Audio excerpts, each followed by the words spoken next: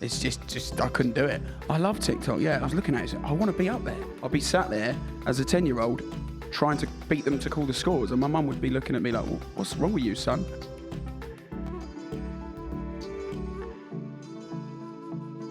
Hello, welcome along to the latest edition of Tungsten Talk here at the MODUS Super Series, where usually we delve into the life of professional darts players, but this time we're going to talk about the lives of people that work in darts, but maybe away from the hockey a little bit more. Today we have Owen Binks, professional referee, spotter, occasional TikToker in the studio today.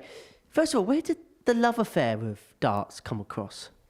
Basically, Henry, I used to have the darts on at home, a bit like everyone. My mum would watch at the World Championships. I was a 10-year-old kid. I'd be watching the darts. I'd be looking at the TV. But I used to, this is a little bit odd, I'm going to be totally honest with you. My love affair started with me looking at the TV and I wanted to be a referee from the age of about 10. So I'd be looking at the guys calling the scores and I'd be trying to, so the likes of George Noble, these legends, Russ Bray, Paul Hinks, Bruce Bentley at the time. I'd be sat there as a 10-year-old trying to beat them to call the scores, and my mum would be looking at me like, "What's wrong with you, son? Do you want to go out and play with your mates or something?" She honestly was questioning why I was doing this. So my love affair started from watching in about 2007, 2008, and I knew straight, I was looking at it and said, I want to be up there straight away. So you never wanted to be a player, because you speak to other referees like Russ Bray, George Noble, they played Super League, they played County, they were handy dart players that maybe couldn't take the next step up to the next level. It was never something that you fell back on, it was something that you thought straight away, this is what I want to do. Not really. So I started practicing in my room. I think I hit a 180 when I was about 11, and there weren't many after that.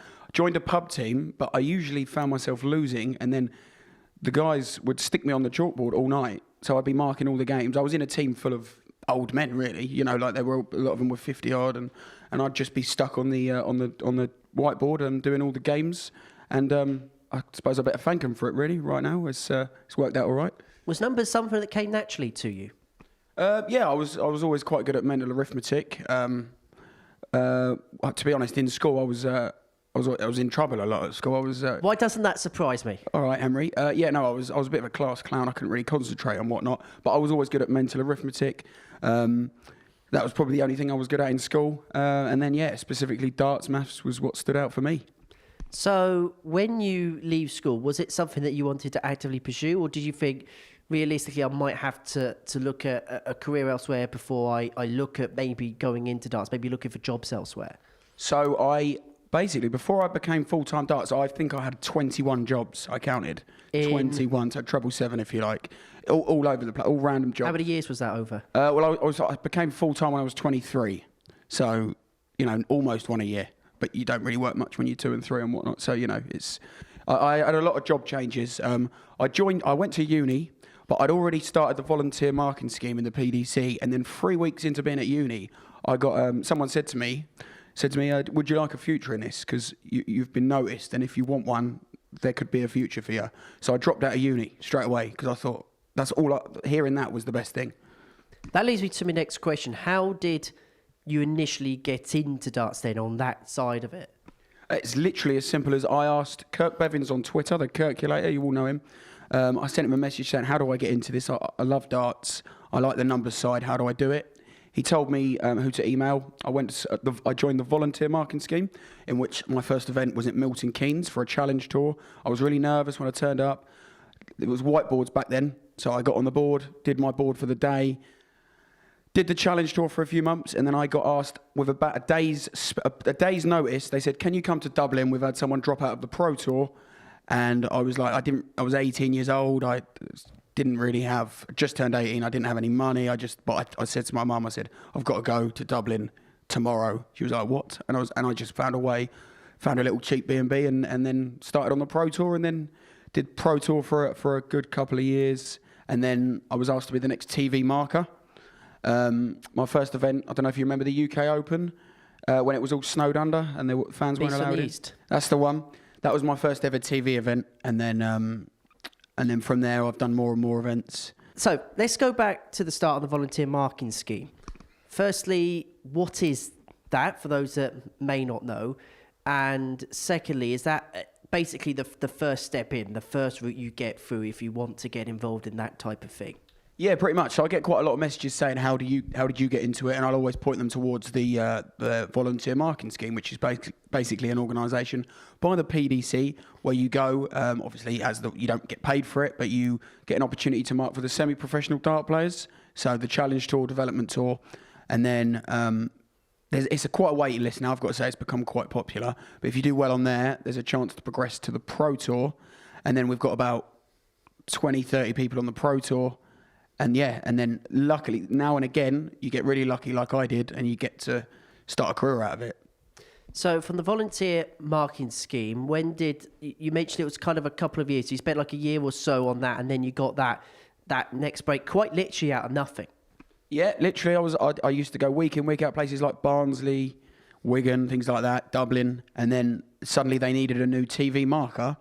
And I was asked first, luckily. It was best news I'd ever heard. They said, we need someone to be the new TV marker. Are you interested? And of course, as I said, I dropped out of uni. I called my dad. He was my guarantor. I'd been at uni for three weeks, and he just paid this guarantor for this house.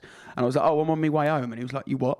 And then he was fuming. I was like, no, trust me. I've got this all worked out. I know what I'm doing. He was not happy at first because he was like, well, I've just paid like $6,000 for your house for the year. And I was like, no, don't worry, it's not where I belong. This is where I belong. And then came back to the darts, and then, yeah. Do you remember your first game? Yeah, I do. My first professional game on the Pro Tour in Dublin, Gary Anderson, Vincent Camphouse on an outside board. And obviously, I was a bit starstruck, I'm not going to lie. When I walked into the room, I remember seeing Simon Whitlock and Alan Norris come and sit at my table. I turned up really early, actually. And they sat at my table, and I was just like, what is going on? Got on the dartboard, looked round, Gary Anderson was there. I was like, this is a little bit sort of imposter syndrome here, what's going on? Speaking to you, and then shake your hand at the end of the game, and bang. What a feeling that was.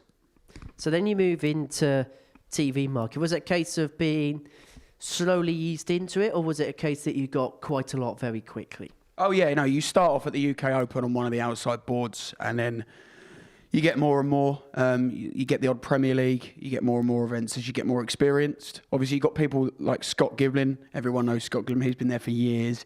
He does everything. And then the more the years go on, I'll get invited to places. Like I've been lucky enough to go to Australia, New York now, Bahrain. Did you go to Bahrain? Yeah, never mentioned that, did I? I've been to Bahrain 3 times as it goes, 111. Anyway, it's loads of events now, and then obviously I've got one more step that I'm trying to pursue, and then happy days. We'll talk more about that in just a second.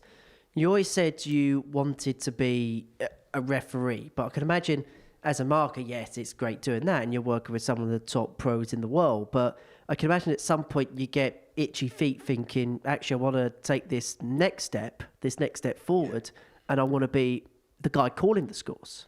Yeah, I'll be honest, even now when I'm marking and I've got, say, George Noble next to me, I'm looking at the microphone, which got Sky Sports written on it. I'm really trying to hold myself, but I want to grab that mic and just sort of swap places with George. But I wouldn't ever do that, obviously, because he'd sack me from here. So, I'm itching to get on the mic, obviously, for the big stages. I do a lot of refereeing, and I love it. I do a lot of refereeing here.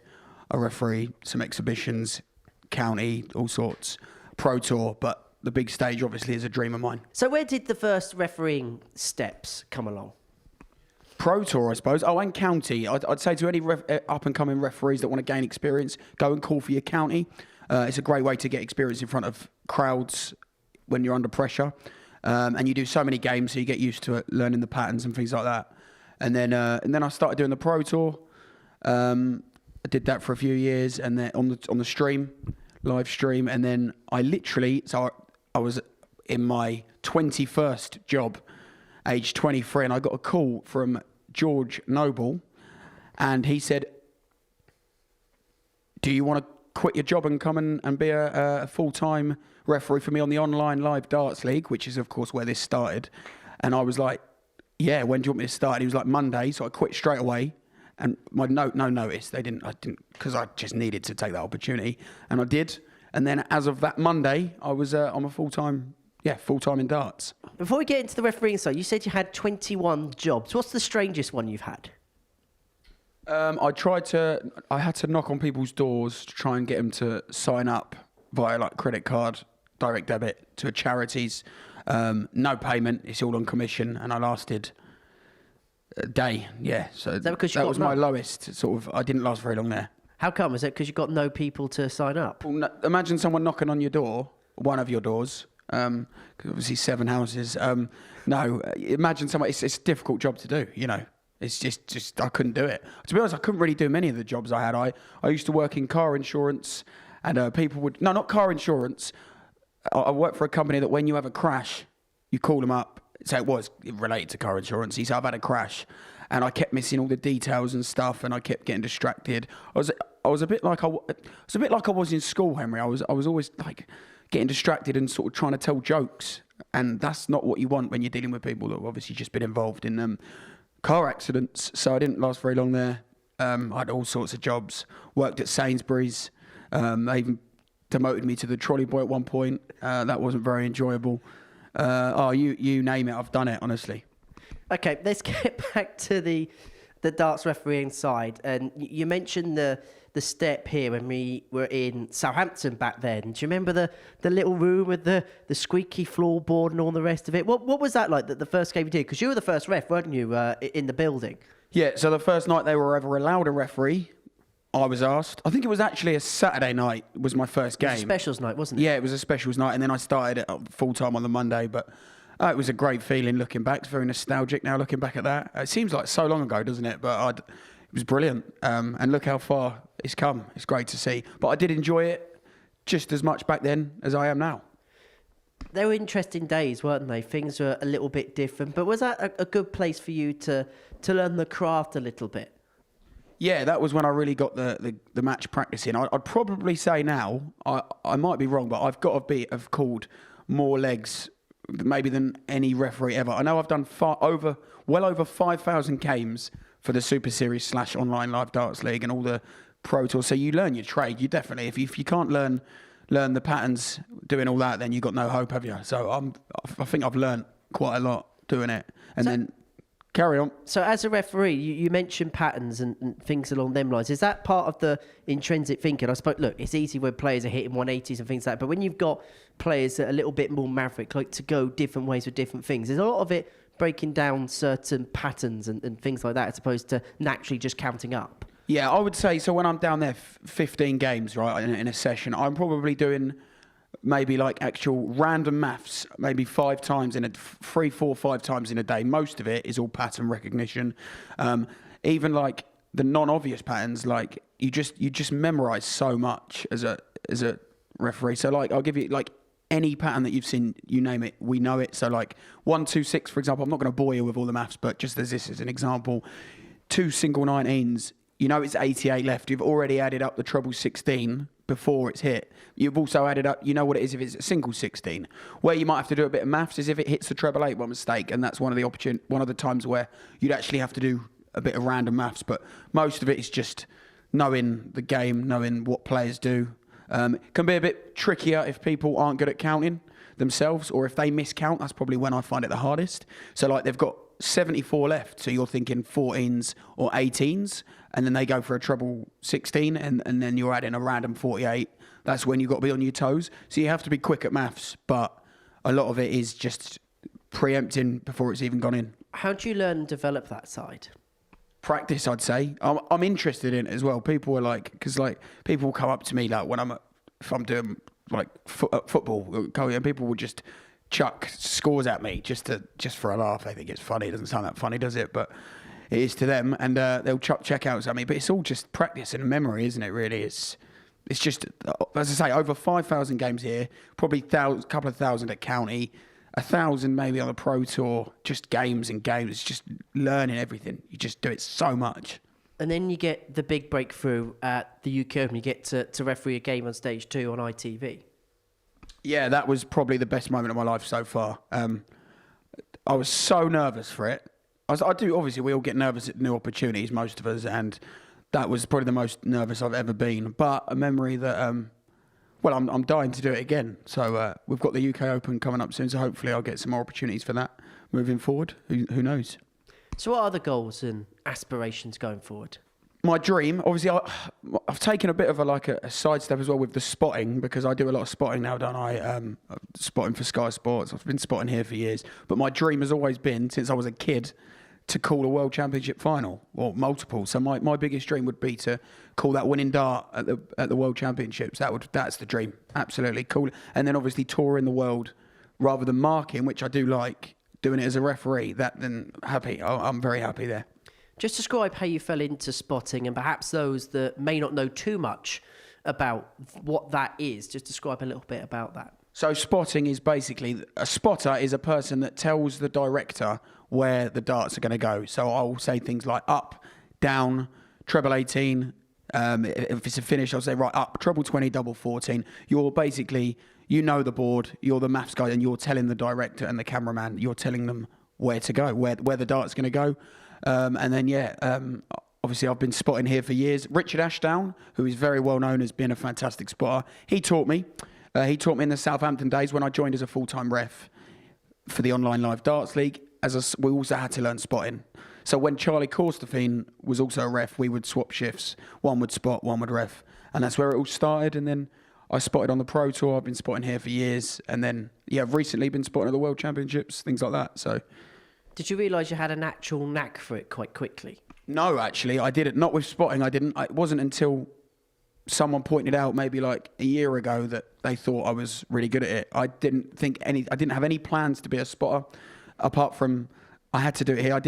I love spotting. Refereeing's my favourite, and then spotting, but I didn't realise I was, say, any good at it, or if I could do it, until I knew I could do the basics. I know it was all right, but then someone told me about a year ago that I could take it further.